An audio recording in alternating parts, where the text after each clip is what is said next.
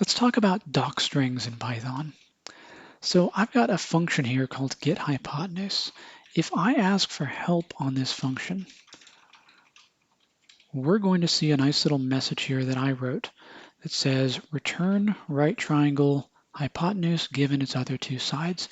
Now I wrote this up here. You can see the very first statement in this function is a multi-line string, or it looks like one. It's in triple quotes.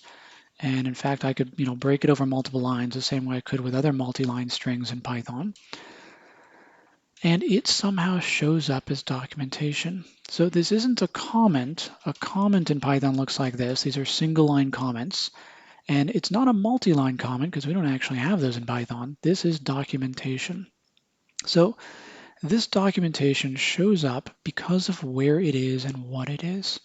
So if we were to move this below return, and we define this function again, and then we ask for help on it just like before, we'll see that there isn't any documentation for the function this time. So this string, it has to be the very first statement inside the function, and it can't be part of some expression. It can't be z equals something or one string plus another string. It's got to be just that single string. So you can see there's no documentation here either. Now, what if I took this multi-line string and I removed the triple quotes? I made it just single double quotes. What if I define this as my function? I ask for help on it. What's your guess that we'll see? Will this work? Will it not? So if I ask for documentation now, we actually see the documentation we're expecting. And the reason is that these triple quotes, it's really common to see triple quotes used for docstrings, but it's just a convention. It's just a convention that is dictated by a document called PEP257. PEP257 is Python Enhancement Proposal 257. Python Enhancement Proposal 257 that is basically a style guide for how to write your docstrings in Python. It says, use triple quotes so that it's easy to turn them into multi-line strings. I also kind of like it because they stand out a little bit more when you see the triple quotes there. They catch my eye. Also, start with a capital letter. Use the imperative tense, meaning return instead of returns.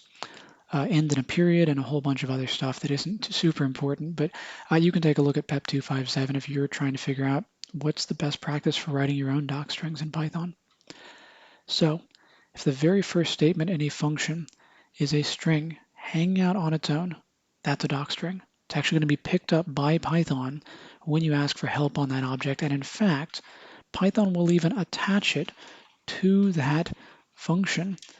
Functions in Python have a dunder doc attribute. That's underscore underscore doc underscore underscore. This dunder doc attribute is the documentation for that function. So if there's a docstring in a function, this is going to be that string.